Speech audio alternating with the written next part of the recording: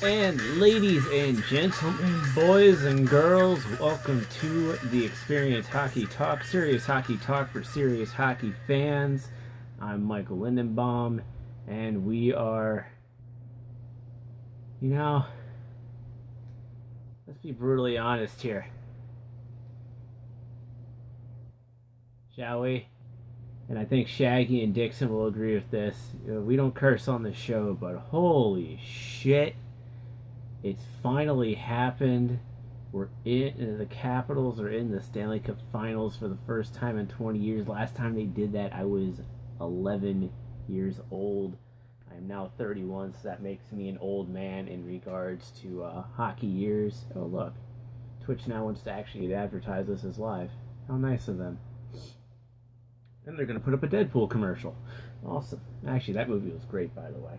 So yeah, it's great that the Washington Capitals are in the Stanley Cup Finals for the first time in 20 years. Super exciting for that. And they just put up another commercial. How about that? So yeah, it's great. I'm happy for it. Just realized that I was probably cutting off my head to everybody. Oh, look, I probably was cutting off my head to everybody. So yeah, Ted Starkey, we've been promoting him all day today that he's going to be on. He will be on shortly. I'm actually awaiting for his call right now. And seeing this right here, was really good. Waiting for it to show up on the TV. Yeah, seeing this felt really good to see. Funny story about the paper. For some reason, we randomly get 2 papers every day from the Washington Post at home, and I was hoping to get both sports sections so I can kind of take one of the covers and put it up on my wall as a poster. And my mom gave away the other copy of the newspaper, so I didn't get to get 2 copies like I was hoping for. So yeah. Very, I also shout out to Tilted Ice with Russell Hartman and Zach Scheiger for having me on Thursday. Russell had text messaged me Wednesday night during the third period of the. Actually, no, he had text messaged me during my lunch break on Wednesday about coming on to Tilted Ice, and I said, yeah, sure, no problem. Whether they win or lose, I'm okay with it. And Zach been tweeting during the game saying it was going to be insufferable having me on this show because I'm a Caps fan, and it's like, it ain't going to be that bad. We're going to have fun. And we ended up having fun, and it was good. You can hear that appearance on their show. It's up on their iTunes, their SoundCloud, their Stitcher, everything. Let me see if I can find it for you all, so that way we can Tilted Ice, where art thou? Probably buried it with all the Ted Starkey tweets and the NHL tweets. Oh, there we go. So yeah, you can go to like iTunes, Tilted Ice, SoundCloud, Tilted Ice, Stitcher. They posted the full episode yesterday at 7:30 a.m. up on there, so you can definitely go on there to listen to my thoughts on there, and to echo some of the same things on there, which I'm kind of stalling for Ted because I want to talk more about it in depth with him. Is that you've heard me say this so many times on this show, back when we were on WBGR with Bernie as my co-host, to the short time on Facebook Live in between the move from WBGR to Twitch, to even now. It's that number one thing I've always been excited about for this season has been the fact that this is the season the Capitals had to face adversity. This is the first time they've had to do that, from not just a playoff standpoint, but from a start of season all the way to the end of the season, going into the playoffs. This is something that they've needed to have for a very long time, and they finally had it.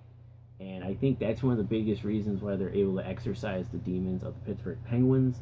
They were able to beat the Tampa Bay Lightning in the conference finals, and also, come back from an 0-2 deficit against the Columbus Blue Jackets in the first round, because they've been facing that adversity all season long.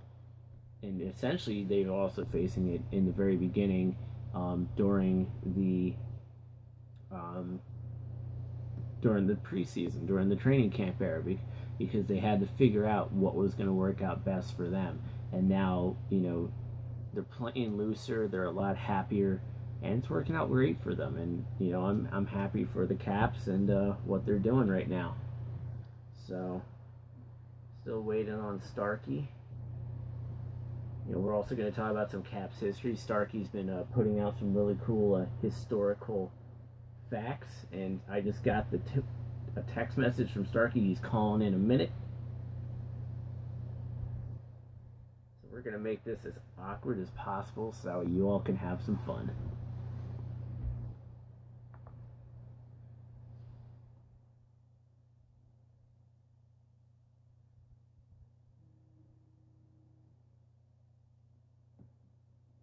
Hello?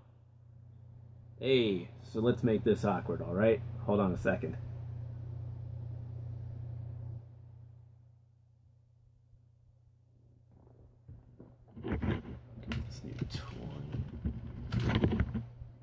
Alright, Starkey, you hear me? Yep, I can hear you. Alright, you're going to be lowish, but that's okay. We have to...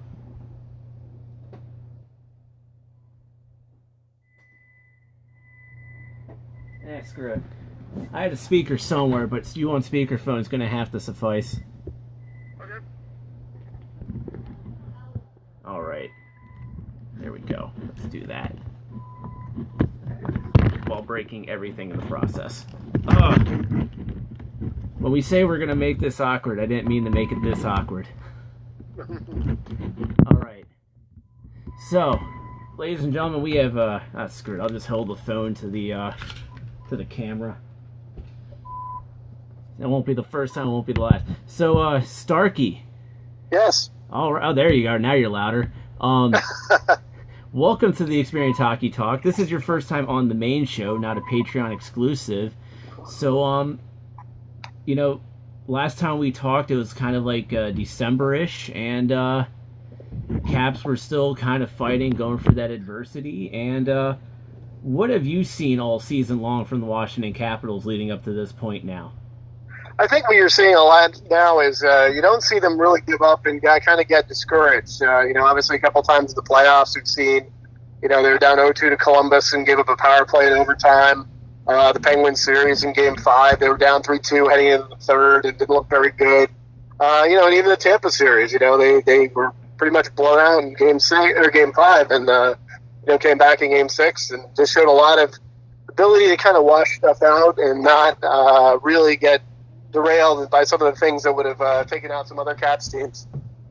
Yeah, and I was just saying, one of the things that has, that made me excited going into this season is the fact that they've had to face adversity not just in the playoffs but all season long, knowing the fact that they weren't going to have a lot of those key guys like a Justin Williams in the lineup, or Nate Schmidt, who we'll talk more about later because he's on the Vegas squad. So, in the past seasons, they've been able to kind of coast through the regular season. So, it's an exciting time being able to see that. Let's go back to the Columbus series, though, real quick. Against Columbus, Caps went down 0-2. What was the first indication that you saw of the Cap, in your opinion, that was the turning point for the Capitals in that series?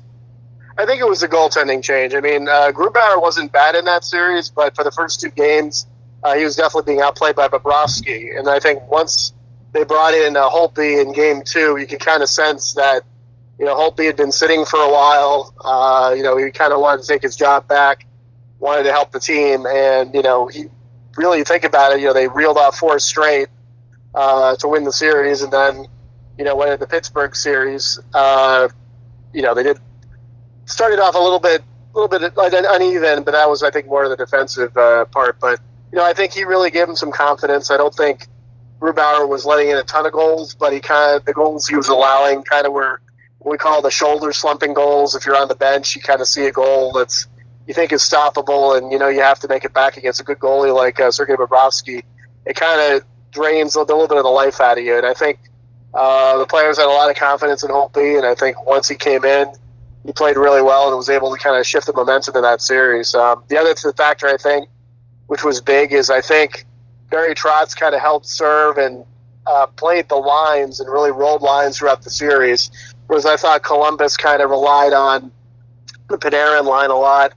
And, once you got past overtime in Game 3, you kind of sensed that line was running out of gas a little bit. There really wasn't anyone else on the team who could pick it up. And, you kind of sense that they kind of used a lot to get to that 2-0 lead. And, a combination of that and just kind of running out of energy, I think, really helped the Caps advance. Yeah, and then, of course, moving on to the second round for the Capitals, they took on the Pittsburgh Penguins for a third year in a row. But this time they're able to exercise the demons, as I said on Tilted Ice the other night. Third time's the charm, or in this case, or in reality's case, the 11th time was the charm. What was it like for you, in your perspective, of seeing that series and the Caps being able to exercise their demons in the Pittsburgh Penguins? Well, again, I alluded to earlier, I think you saw the big change in Game 5 in Washington, because the first two periods the Capitals weren't particularly good. And it really looked pretty clear that it looked like the Penguins are going to take a 3-2 lead back to Pittsburgh, and then, kind of that'd be a pretty tough spot to put the Caps in. But, they scored. Letang kind of drifted off, allowed, the Caps to tie it up, and then they got a late goal to get the win. And then, without Backstrom, they kind of played a perfect road game. They played it simple. They limited the Penguin shots. They really frustrated Pittsburgh through that last part of that series, and I thought they just played the right way they needed to. They didn't get cute. They didn't get down on themselves. And Pittsburgh, the one thing I believe I said back in December too is the Capitals weren't a better team this year, but neither were the Penguins. So I think that was an important thing to remember. This wasn't the Penguins they played last year. They didn't have Bonino anymore. Some of the other guys who really kind of tormented the Caps in years past. And even though the Caps weren't quite as good on paper as they had in years past, Penguins weren't either. And, Braden Holtby outplayed Matt Murray. Matt Murray really had to step it up to get the Penguins to a three-peat. And, he wasn't bad either, but, he got outplayed by Braden Holtby.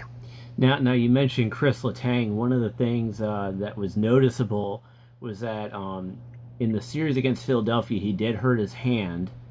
And after that, he actually was never on the power play for Pittsburgh against Washington. How much of an effect do you think that took on the Pittsburgh Penguins?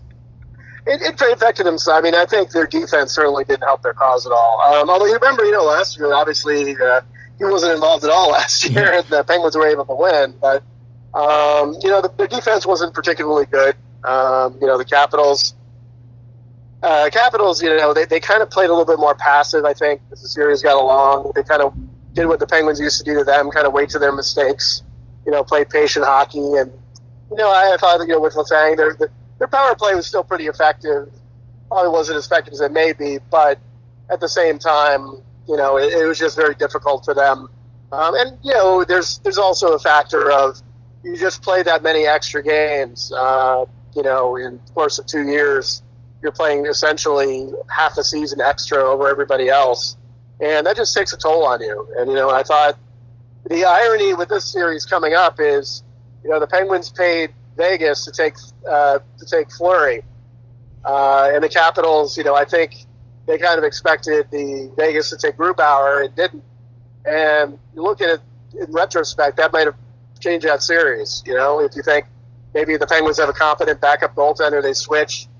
Maybe if Grubauer doesn't give Holtby a rest, maybe that doesn't happen. So who knows?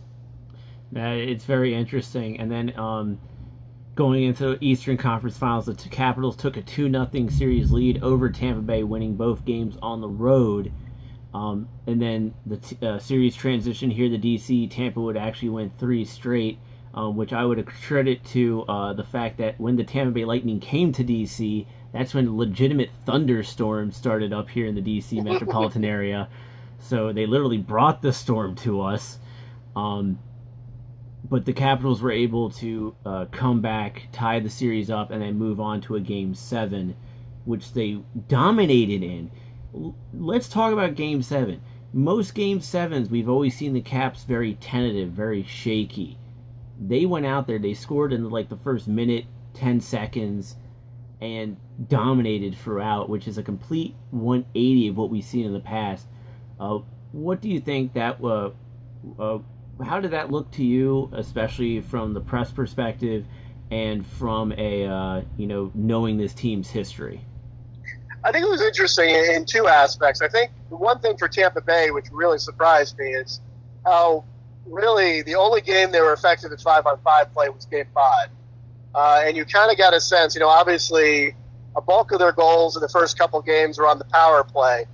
And you kind of got a sense that obviously as the series moves along, that you wouldn't see as many power plays handed out in general.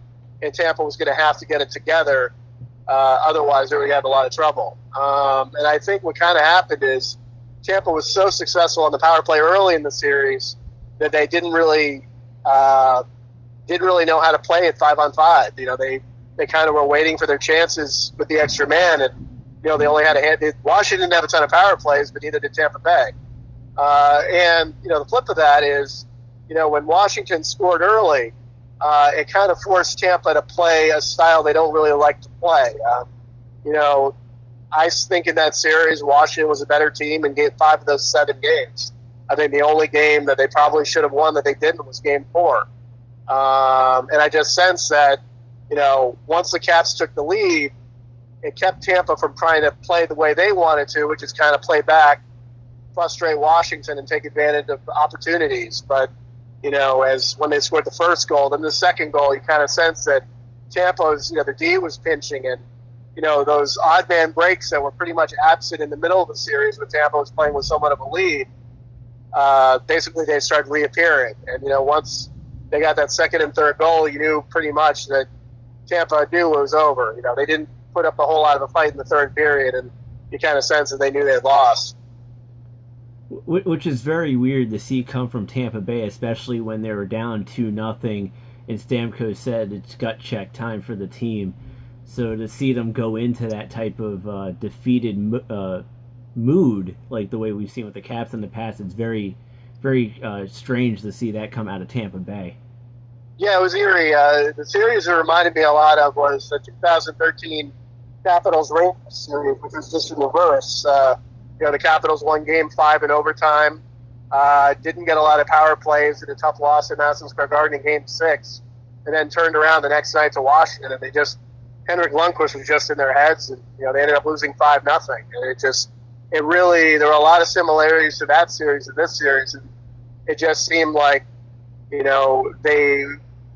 kind of figured they were having difficulty scoring, and the more they tried, the worse it got. They kind of, obviously Tampa had a wide open net early in the second period of game 7 and couldn't connect, and you kind of just got a sense that they knew they needed some kind of break or some kind of power play to get their offense going. It just never came.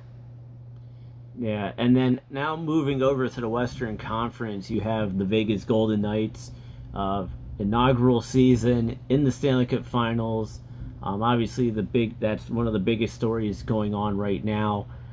Looking in the first round, they took on Los Angeles, beat them in 4. Then in the next round, they took on San Jose, beat them in 5. And then they took on Winnipeg, who knocked out the defending Western Conference champions and current President Trophy winners, Nashville Predators. They took out Winnipeg in 6. By the time they get to playing on Monday, the Capitals will have 4 days off. Vegas will have 8. Do you think that the playoffs, in a way, have been too easy for the Vegas Golden Knights? It could be. That's the one thing. And two, you talk about days off.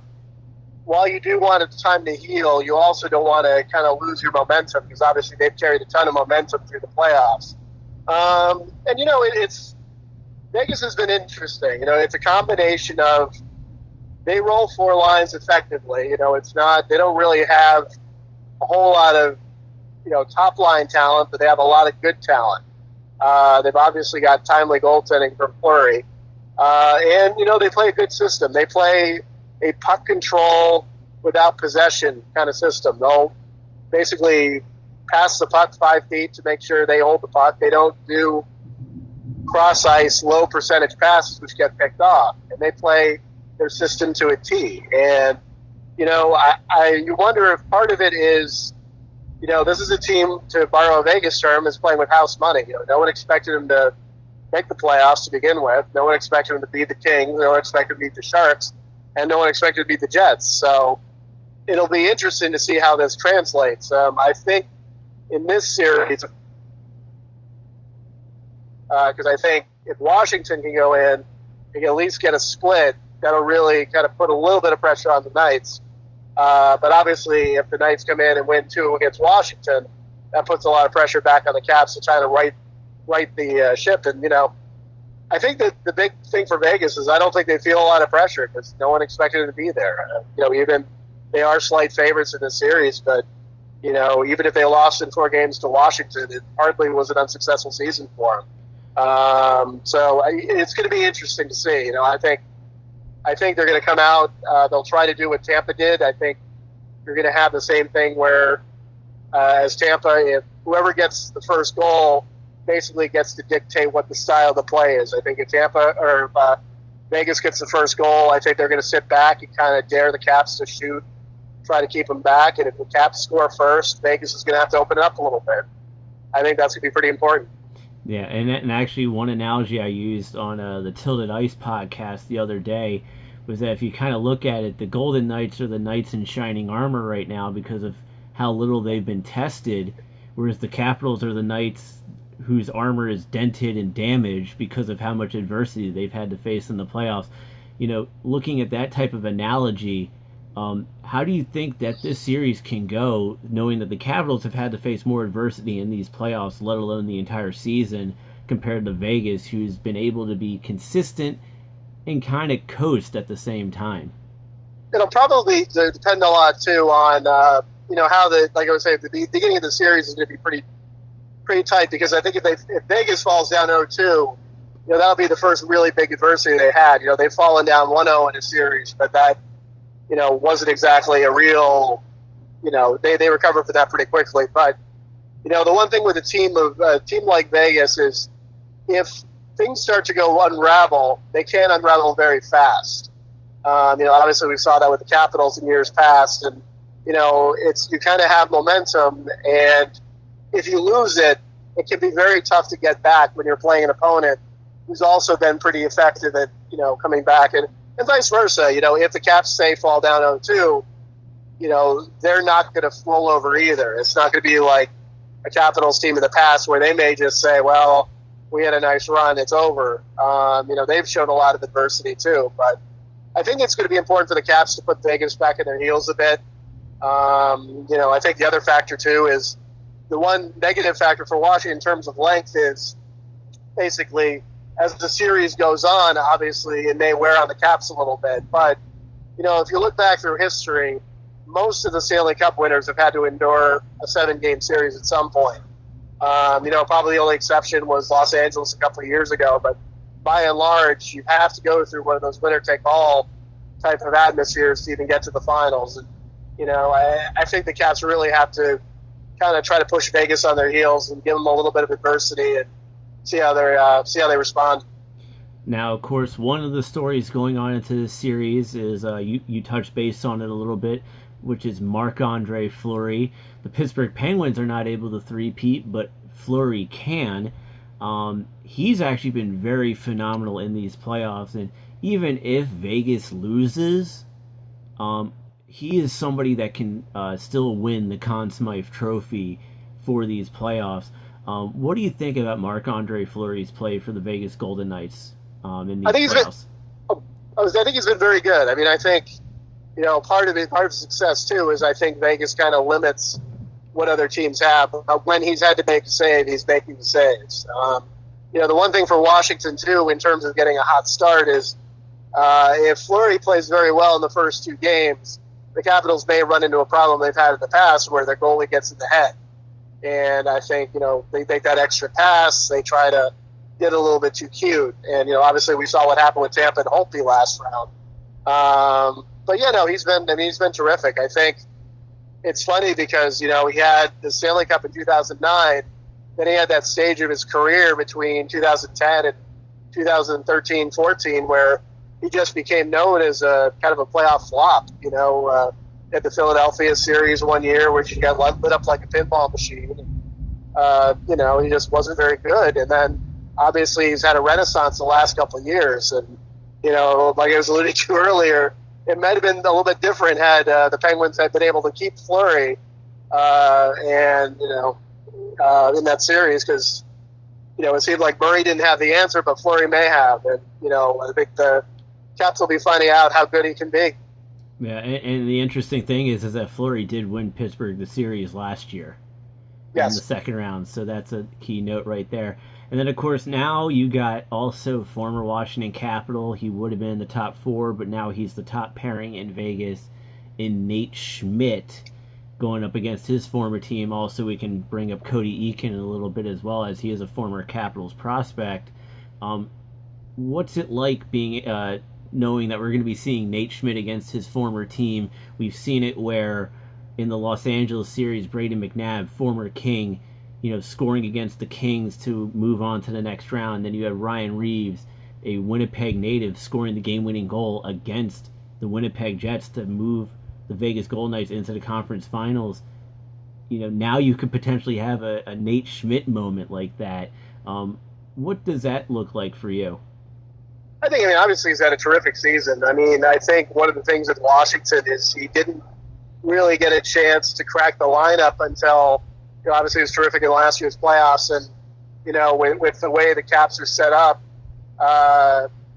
they probably, they could have maybe tried to keep him, but at the same time, I think they felt like they had enough prospects in the system. But he's been a terrific player. I think one of the things that'll be interesting to see is how, he's obviously going to be matched up against the top line a lot. And he's probably going to have to deal with a lot of physical play. What the Caps have done every series this playoff year is they play pretty heavy hockey at times. They will take the extra hit. They'll try to tire you out as the series goes along. And I'm sure Schmidt will be the recipient of a lot of those hits. So it's going to be interesting. Obviously he was a loss to the Caps this year, but at the same time, a lot of teams lost a lot of talent, and in Washington's case, they didn't give up a first rounder to try to make him to take somebody like some other teams did. So, but it'll be interesting. There's Vegas. Vegas is kind of the beauty of Vegas right now is they're a team that's not really 1 or 2 players heavy, except maybe for the goaltender. But even that, even when Fleury was hurt, Subban and the other, they went down to their 4th goalie at one point this year. And, I think they went down to their 5th goalie at one point. Yep. Yeah, they've really played well, basically because of the system and, just having a kind of deep team. Yeah, and then, of course, another storyline that's going into this is that this is the team that George McPhee built against the team that George McPhee built. Yep. The only difference is that the one team that George McPhee built, Brian McClellan, has been doing tinkers and fixes to, but still has a lot of the blueprint that George McPhee put in place. What's it like having that where you see essentially George McPhee versus George McPhee plus some McClellan tinkers? It's interesting because my thought with Vegas too is I think it shows how much importance the cap can have, because I think part of the thing that Vegas has had an advantage of is, they don't have this dead money, they don't have these contracts. They basically are able to kind of have a future where they can add talent. The thing that's crazy about Vegas is as good as the season they've had, they could get remarkably better this year because they have, a couple of good picks.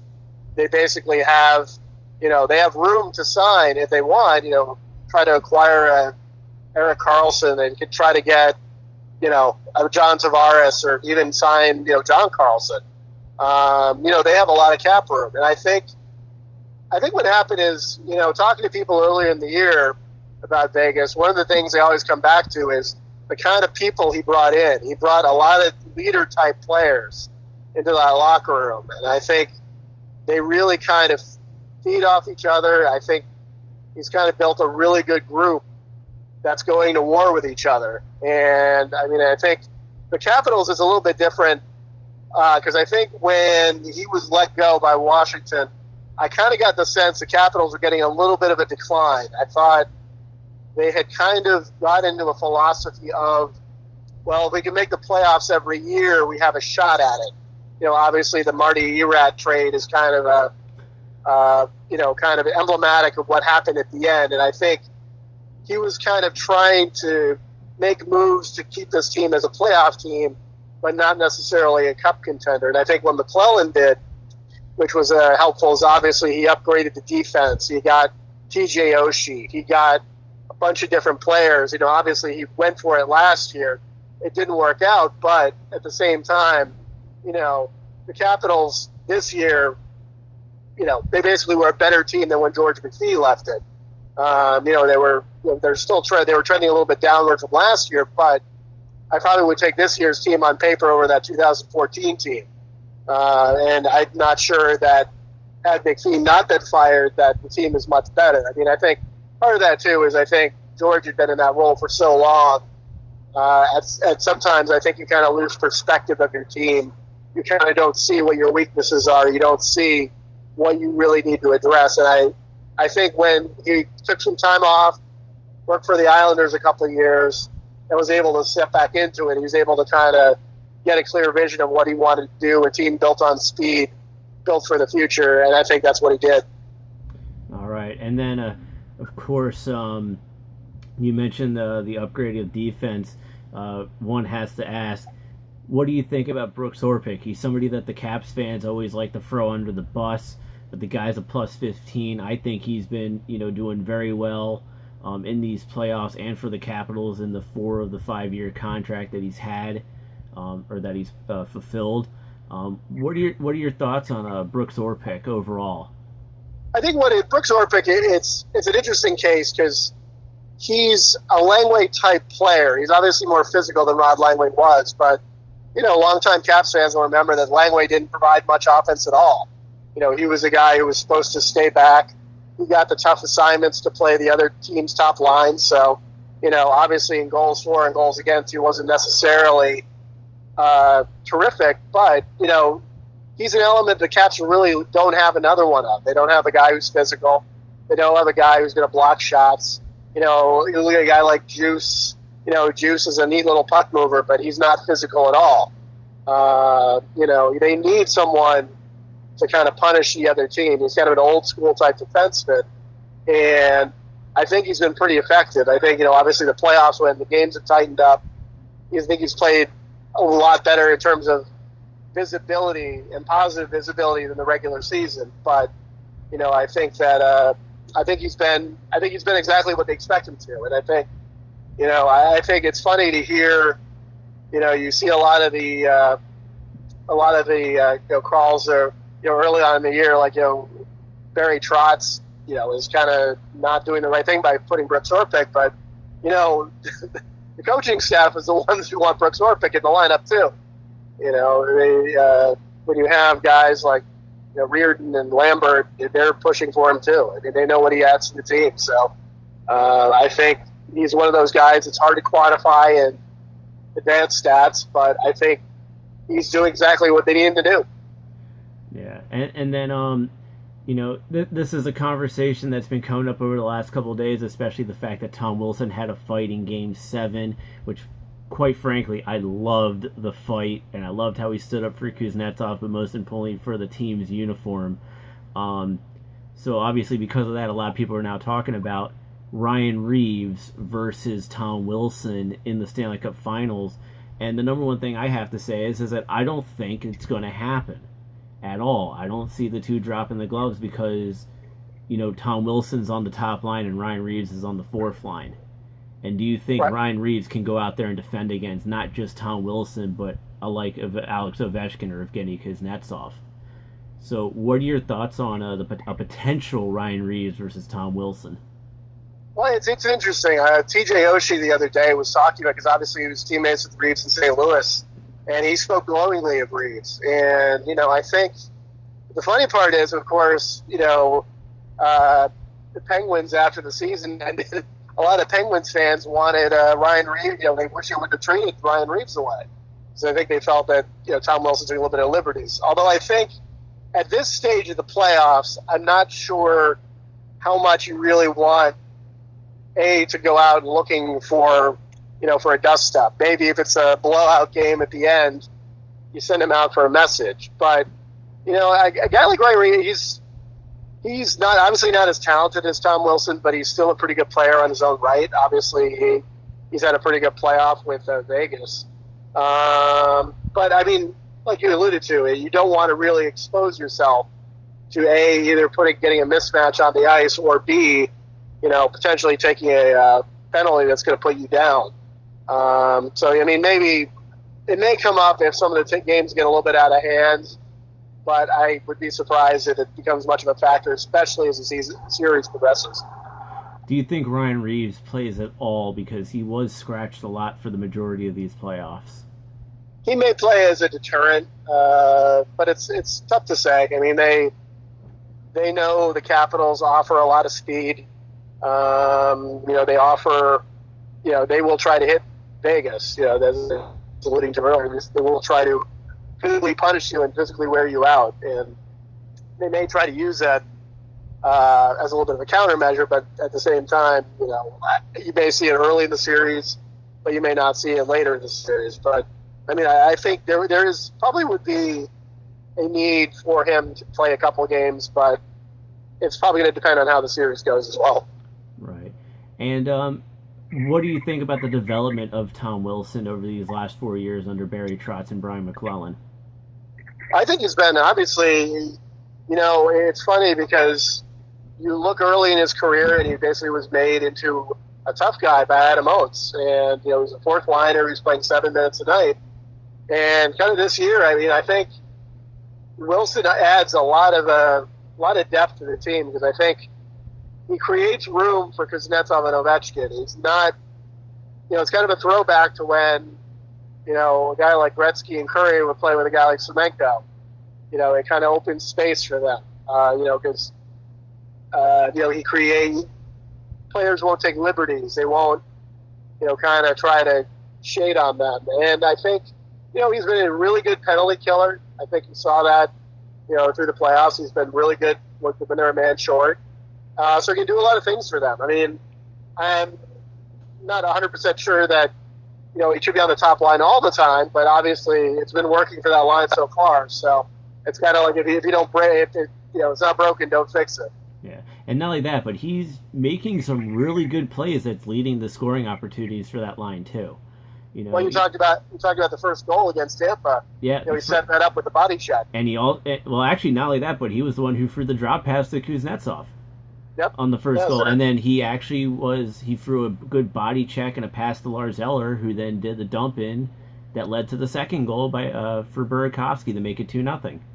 Yep, I mean, he's a bit of a polarizing player because obviously he's got a reputation, but I think he's one of those players who's, he's able to hit you, he's able to kill penalties, he's able to do a nice pass, he's able to score. He's not going to be your best player on the ice, but he's pretty effective. Yeah. And then what do you think about the pairing of Matt Niskanen and Dmitry Orlov? They had a little bit of shakiness against Tampa in that little 3-game slide, but overall, how do you think they've been? They've been a pretty good combination. I think what happened in that Game 5, I think, Niskanen is meant to kind of be the counterweight to Dmitry Orlov. I think, Orlov will take some chances, and he sometimes makes some high danger passes that sometimes he probably shouldn't make. But I think overall, Niskanen has been able to kind of make sure he's back. I think what happened in Game 5, he was not able to. And I think, obviously he made some mistakes of his own. But in general, I think they're a pretty good pairing. I mean, I think, we talked about a guy like Brooks Orpik. Brooks Orpik is another guy who you kind of have to pair with a defenseman who's going to take more chances because, he'll be a little bit more responsible defensively. He doesn't have the speed that some of his other teammates do, but, he generally will try to be in position, some steam, but he generally doesn't get himself too far out of position if he can help it. Right. And then you got to look at some of the depth forwards for the Washington Capitals, in particular Lars Eller, Brett Connolly, and Devontae Smith-Pelly. Obviously, last year Connolly was a project, didn't really play much in the playoffs. Trotz couldn't trust him in the playoffs. Complete 180 for him. He's learned from the mistakes that he made in last year's playoffs, and he's capitalizing on all of his opportunities now, especially those 2 sweet goals against the Tampa Bay Lightning. Which was kind of like a take that thing, being how he was Steve Yzerman's first ever draft pick with the Tampa Bay Lightning as general manager.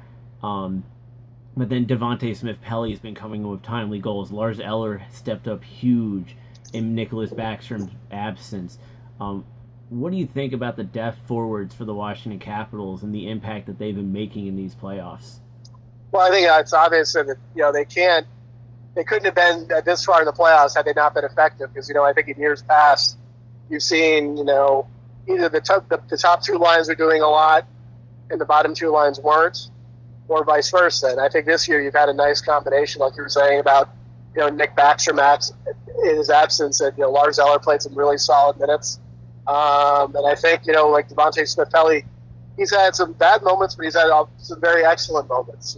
He's in a stretch where he looked a little bit lost, but I think overall he's been very good. And I think, obviously Jay Beagle has been effective. I think, you're pretty much seeing, even when you got a guy like Nathan Walker in the lineup, he was effective in the Game 7 win in Pittsburgh. So I think you're seeing a lot of, obviously I believe the stat is the Caps have had 17 players score in this playoff, which is only 4 short of the NHL record. So, they're spreading the scoring around and certainly, getting everyone's rowing the boat, if you will. And I think that's where you're seeing a lot of effectiveness.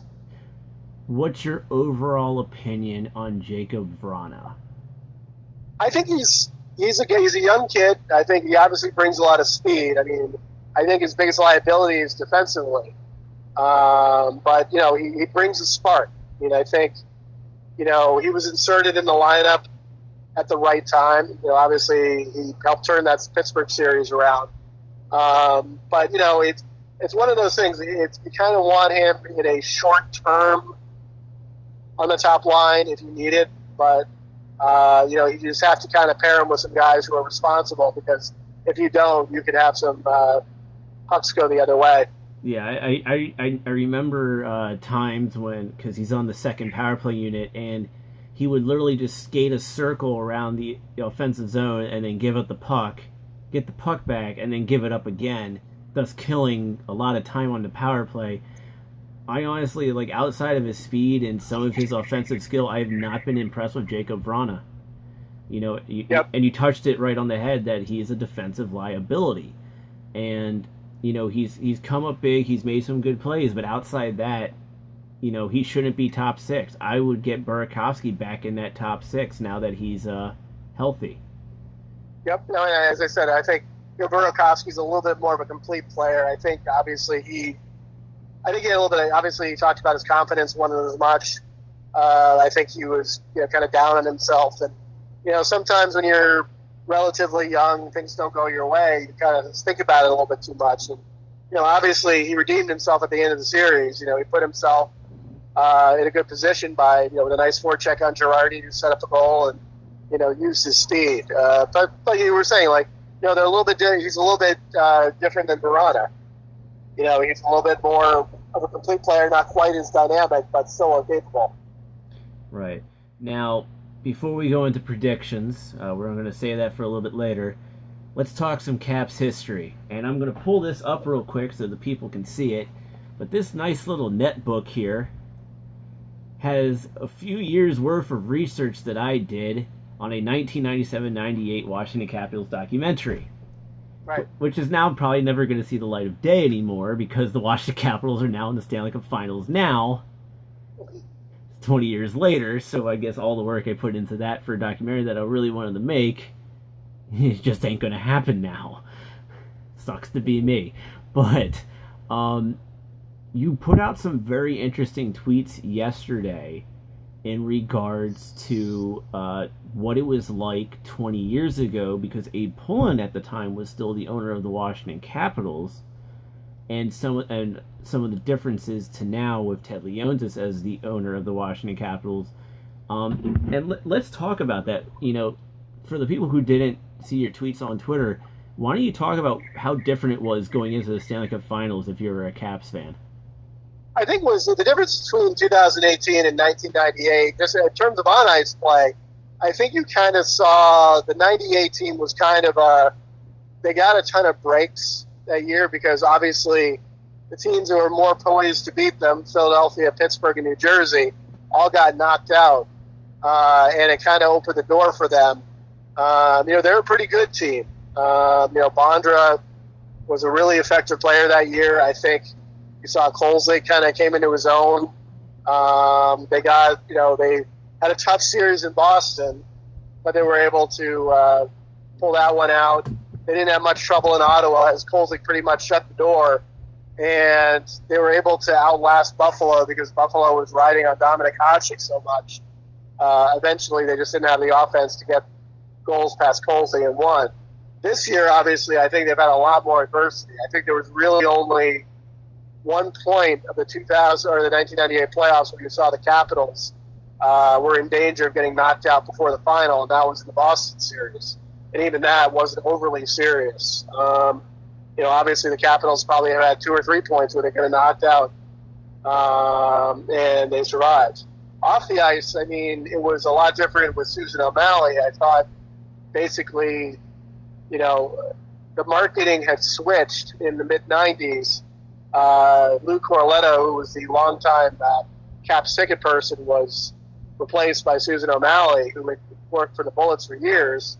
And it kind of was, they used to have promotions for the Bullets that basically said, come see the Chicago Bulls, play the Bullets. Come see the Boston Celtics, play the Bullets. And that kind of how it became for hockey. They would sell 5-packs or 10-packs, and it would always be, the Penguins or, the Kings with Gretzky, and, all these other things, and they wouldn't promote the Capitals. So you would see kind of a weird element of, big crowds for the big games and kind of really tiny crowds in the smaller games. And, what happened during the 98 playoffs is they kind of priced the tickets. They would collect the money in advance from a lot of people. Some people go round by round, but a lot of people would just pay for the entire playoffs at once. And so they set the pricing kind of high, kind of expecting, we can kind of bank this money, return it at the end of the playoffs, and we'll get a little bit of interest off it. Well, as it turns out, a lot of those tickets need to be used, and they kind of priced the market out. The tickets roughly went up, I believe, the 2 to 3 years prior to moving to MCI Center. I think the tickets went up about 2 to 3 times in a short span of time, and then you're talking about the playoff tickets are probably about double what people were used to playing in the regular season. So you're talking a major chunk of change for a lot of people. And so, they gave away tickets for the Ottawa series, the Buffalo series, because frankly, neither of those teams brought in a lot of fans either. And so, they had made it so that people wanted to see the other team. And when you're seeing, the Ottawa Senators and the Buffalo Sabres, it wasn't quite as, appealing to the fans who were appealing to in Philadelphia and Pittsburgh. And, they gave away a lot of tickets. And then once the finals started, they sold lots of tickets to Mickey Redmond's travel agency in Detroit. And, it ended up being, the finals ended up being, a couple thousand Red Wing fans. I remember Game 4, the prices, at the time there was no StubHub, there was no ticket exchange site. It was basically either through brokers or through classified ads. But, tickets were going for $1,000 a piece for Game 4, and it wasn't because the Capitals were down. It was because the Red Wings could win the Stanley Cup. And, it really created a kind of a toxic atmosphere. A lot of the longtime Capitals fans were not very happy with the organization at that point. Obviously, I think a lot of them felt they were taken advantage of during the playoff run. And, It really took a lot of effort by Ted. He took the team over a year after the finals run. He had to do a lot of the damage that was done during the Susan O'Malley era, which wasn't, an exceedingly long time, but it was very detrimental to the future of the franchise.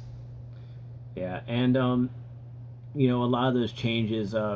What were some of the biggest ones you felt Ted Leonsis made that really put a positive impact on this team? I think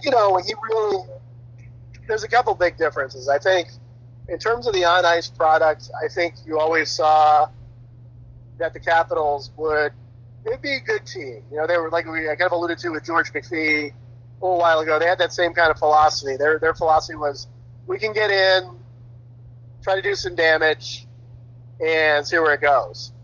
And I think, they never really made a lot of moves that would kind of put the team over the top. I think Leonsis, the difference is, he's obviously been willing to spend to the cap. He's willing to spend a lot of money to try to make this happen. And I think, off the ice, I think obviously he's invested a lot in trying to get fans invested in the team. He doesn't want Pittsburgh fans to come in. He doesn't want Philadelphia fans to come in.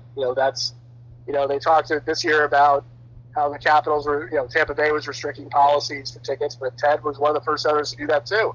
He wanted to keep Pittsburgh fans out because he did not want to sell tickets to Pittsburgh fans like Susan O'Malley did. And I think he really rebuilt the brand. I mean, I think obviously it was a little difficult because he picked Jaromir Jagr, and Jagr did not want to be here, to kind of put it bluntly. But then obviously without Ovechkin, they won the lottery and he was able to get a charismatic, dynamic player who could sell tickets. And, obviously it's funny, you look at the stats now, the Caps are only a couple months away from being an entire decade without having a unofficial, this game not sell out officially.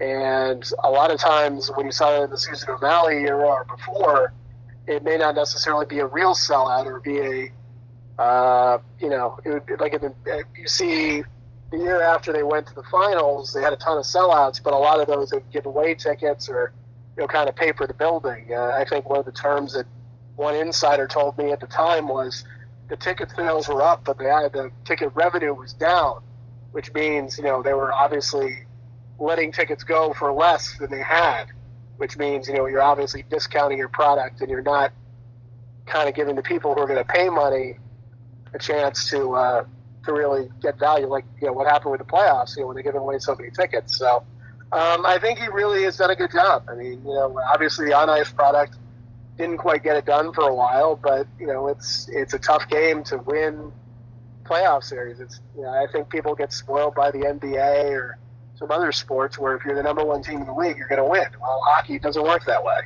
Look at what happened to the Predators this year. If you look past the lockout, only one President's Trophy team has won the Stanley Cup in a full season. Chicago won in 2013, but that was 48 games. Detroit was the only team after the lockout to win the Cup in an 82-game season. So it's just very difficult. Yeah, and it's definitely gotten much more difficult. And we've been talking about Caps history, Leonsis. You've seen my tattoos, right? Mm-hmm. So, as you know, I have 5 stars on my arm, and I'm trying to get it up for the camera so people can see it, where I have 5 stars that aren't filled up yet. And it's, I've always said that 1 star specifically is for when the Capitals win the Cup. So, hey, Ted, I know you ain't, not you, the other one. Oh. Mr. Leonsis, I know you aren't watching this, but, I remember a while ago with one guy, Skip, he had the tattoo of the Caps eagle on his leg, and you asked him what he would do if you changed the logo back to the red, white, and blue. And you end up getting him a tattoo for that. The Caps win the Cup. I need some new ink. I think we should make that happen. Bring back CapsCon. We'll make it happen. But he ain't watching the show, so he doesn't care what I say. But moving on to predictions. In your opinion, How many games? Who wins? And who's the Conn Smythe? Well, I'll preface this by saying I have picked against Vegas in every round this playoff, which has obviously not turned out well. I picked Washington in the first 2 rounds. I thought Tampa would outlast them in the 3rd round.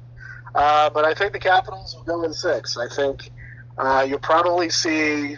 I would think if I was going to guess the Conn Smythe, it may not necessarily be on 100% merit, but I think you'll see Ovechkin win it. Just because I think there's going to be a factor of people who want to see this happen. It's kind of a great storyline. As we've seen in past years, it's not necessarily who's the most impactful player, but it's someone who's kind of the biggest name and biggest impact star in the playoffs, and I think he would win it. I mean, I think you could certainly make a case for Braden Holtby. You could probably make a case for Fleury, even if Vegas loses in 6. But that would be my guess. And as I said, I think the Capitals will be able to kind of outlast Vegas. I think they're going to be able to put together a system to kind of disrupt what Vegas wants to do. And I think they'll probably be able to win this one out. Yeah. For me, I'm also saying Caps in 6. I'm going back to my analogy that I used earlier in the show that I also used on Tilted Ice on Thursday, and that's, the Golden Knights are the knights in shining armor. Their armor hasn't been truly tested, whereas the Washington Capitals' armor is not polished anymore. It's dulled, it's battered, it's beaten, it's faced all that adversity. And since the Capitals have beaten Pittsburgh, there's been more of a free spirit to this team. There's a calm in Barry Trotz. And I think that's the biggest factor of what's going to lead the Capitals to a 6-game victory over Vegas. Plus, it would also be nice to see the Cup in D.C. get raised by the Capitals and not by the opposing team, like it was in 1998, as we remember. Yeah. And also, for Conn Smythe, I could see Marc-Andre Fleury winning it even if they lose. But honestly, the person I can truthfully see winning the Conn Smythe is Evgeny Kuznetsov.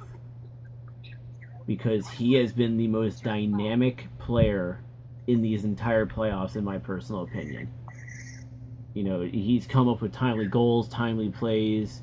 He's been defensively responsible. He's been going up against the top guys every series, every game. And I think Kuznetsov he's a proven playoff performer. And I think that's why he will probably get the Conn Smythe. Well, it'll certainly be interesting to see. Obviously the finals have something to do with it too, but you never know. As I said, I think it's been a while since you've seen a Conn Smythe in the losing team too, and it's quite possible, especially if the series goes 7. Yeah. So, Mr. Starkey, the other Ted, go ahead and promote yourself, sir. Where can the people find you and some of your most recent articles? Oh, sure. Obviously, I've been writing for the Sporting News this year, helping them out. You can certainly go back and buy Red Rising on Amazon or Barnes & Noble. Also, Transition Game is available, which was a very limited run book, but it's also a good read. And also Chasing the Dream. And I'll also be out in the playoffs basically helping out Newsday with their video coverage. So there'll be some good post-game stuff and some good scenery from both Vegas and D.C. Awesome. And just for the record, I'm holding up your book, Red Rising, right now. Oh, there you go. I still need to get your book, Chasing the Dream. It's been a while since we've seen each other, so yes, we gotta fix that. I ran a promotion during Game 7 to give away some books that had a nice response, so we'll probably be doing it again during the finals. Hey, can TXHT win a book? Probably. Oh, okay. We'll see. you might qualify for one without having to worry about it. Oh, okay. But and of course, ladies and gentlemen, you can follow TXHT on Facebook at facebook.com/TXHT_hockey, Twitter at TXHT_hockey, Patreon at patreon.com/TXHT_hockey, and of course follow us here on Twitch, twitch.tv/TXHT_hockey. Also, some changes for the finals and the finals only. We're going to go live this Wednesday at 7 p.m. right before Game 2 takes place. Then we'll be live again Saturday before Game 3. And then we'll probably be doing this where we go live before every game for the finals. And then we're actually going to end the show early after we do our Cup Final post-series episode. We will be taking our break then and then coming back in September. I've been running pretty much on fumes on TXHT because of that WBGR contract that forced us to go for the entire summer last year, and the show needs a break. So we're going to do more episodes for the finals, and then we're going to go right into break as soon as the Stanley Cup Finals are over. Ted, I love you, good sir. Yeah, well, I'm glad to be on. Glad it worked out, and as I said, it's going to be it'll be interesting to see how the story finishes. Yep, and definitely you're welcome to come back on for future coverage of these finals. You and I can talk off air in regards to that. Yep. And ladies and gentlemen, until Wednesday night at 7 p.m., we will see you on the ice.